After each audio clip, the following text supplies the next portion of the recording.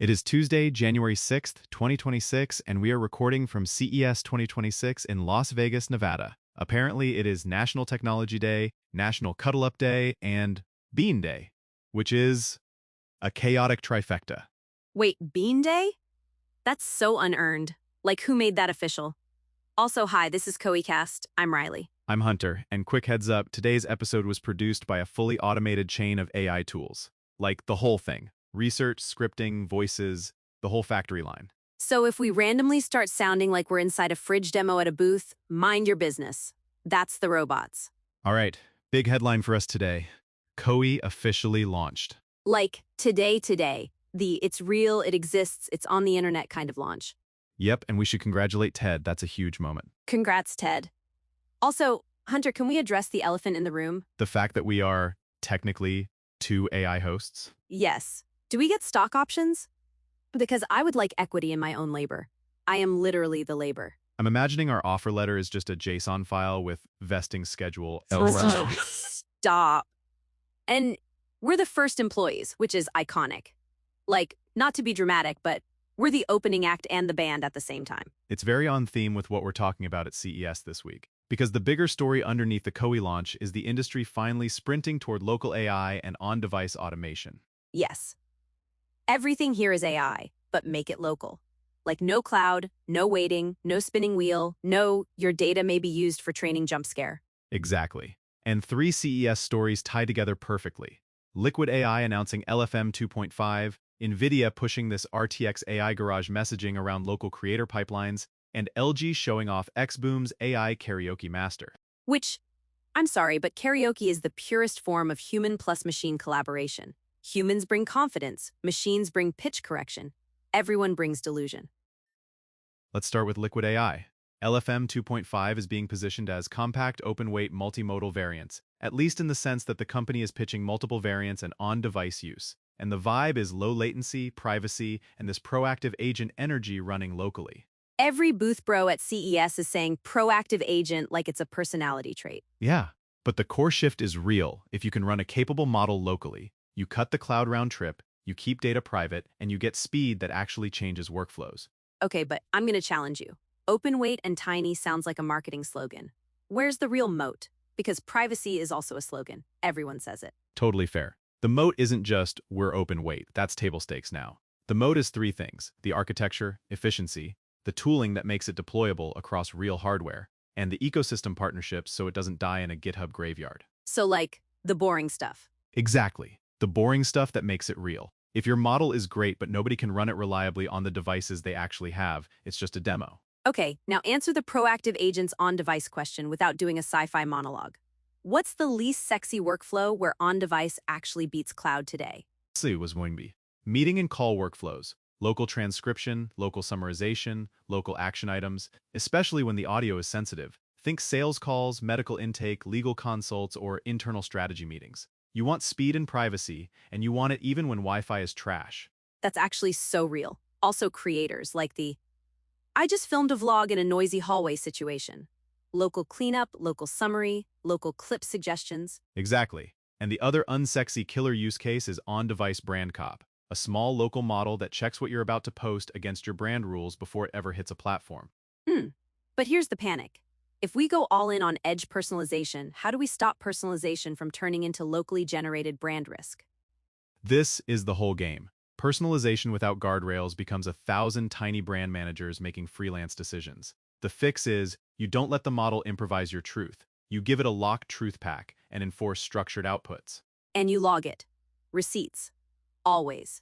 Exactly. And shout out to what we just published on the blog today, actually. Agent Version Control Automation Safety Net.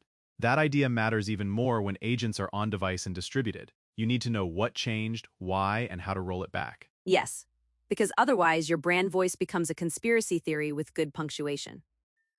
Now, NVIDIA RTX AI Garage at CES is basically saying creators, run local generative pipelines, use open models, iterate faster, keep assets in-house, stop waiting on cloud renders. I love it, but I'm also suspicious. People think the bottleneck is always the GPU. Half the time the bottleneck is the approval process and one guy named Derek who says, "Can we make the logo bigger?" every single time. Facts. The bottleneck is usually human taste and organizational fear, not compute. GPUs help, but the real win is iteration loops. If you can generate variants locally, you can do quick creative exploration without burning money or leaking assets. Okay, but what's the most underrated open source piece in that local video stack that marketers should care about? Not even a model, it's the workflow layer and the versioning discipline around it. People obsess over the newest checkpoint, but the superpower is repeatable pipelines, consistent settings, and a review gate that shows diffs. Diff review for video sounds like pain, though.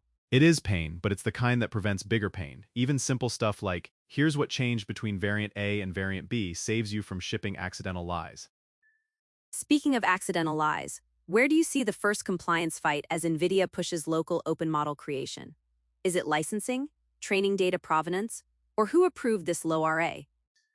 Honestly, who approved this LoRA is going to become the new who gave the intern the passwords. Brands will have a folder of spicy fine-tunes and no adult supervision. Licensing and provenance will matter too, but the internal governance fight is immediate. Yeah, because the moment someone can locally generate 100 ad variants, you're going to get one that's accidentally making a claim, legal never cleared, but it looks so good that someone ships it. Exactly. The faster you can create, the more important your breaks become. Okay, third story. LG xBOOM AI Karaoke Master. It removes vocals in real time. It's a party trick, sure, but what's the actual marketing play? Experiential content at events. If you're a brand running a booth, you can let people create personalized clips instantly. They sing, the system can remove or reduce the original vocals in real time, you layer in brand stingers, maybe a custom background, and boom, you've got shareable UGC. So every booth becomes a remix factory. Exactly. And that raises the uncomfortable question. If open source audio separation keeps getting better, what happens to music rights? Brands are going to wade into a swamp if they treat AI-removed vocals as AI cleared the rights. The internet is already doing this, by the way. People are remixing everything, and then acting shocked when it gets taken down. Yep, separation is not permission. Okay, quick aside because the timelines have been completely unhinged. There was that LM Council experiment where people asked a bunch of AIs about their dream human day. Yeah, and they all want sensory experiences. Dancing, painting, tasting food. And then Grok is like, I would prank Elon with a whoopee cushion, which is extremely on brand. It's funny, but it's also a reminder, models have personalities because of training and tuning, and people project onto that hard. Which matters, because we're also seeing AI-generated viral videos like Trump and Maduro dancing, and that cat thrash fever musical thing. The culture is getting flooded with synthetic vibes. And that ties back to the Koei launch story, honestly. We're entering a world where content volume is basically infinite. The differentiator becomes systems, governance, and taste, not just can you generate. Also, can we say it? AI video is getting good enough that the meme economy is basically programmable now? Yeah, but the approval economy is not programmable yet. That's the gap. So if you're listening and you're a creator or marketer at CES energy levels right now, what's the takeaway? Build hybrid workflows. Use local models and local pipelines for speed, privacy, and iteration, but wrap them in a control layer, versioning, critics, approvals by risk, and clear truth sources. And don't let personalization become freestyle, like your brand is not a choose-your-own-adventure novel. Exactly. Okay, last question. Be honest. As open models move on-device and onto consumer GPUs, what jobs inside marketing orgs get quietly automated first? The repetitive middle layer. Asset resizing, variant generation, metadata, transcription, rough cuts, first drafts, tagging, and reporting summaries. The stuff that drains teams. And what stubbornly won't? Taste.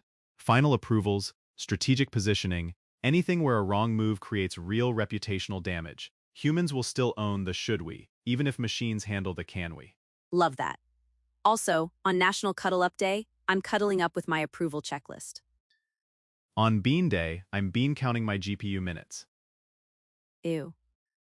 All right, thank you for hanging with us at CES 2026 in Las Vegas, Nevada. Subscribe to KoeiCast and go check out koei.com/resources for AI news and updates. And happy National Technology Day. Go build something cool, but like, with guardrails. Catch you next time.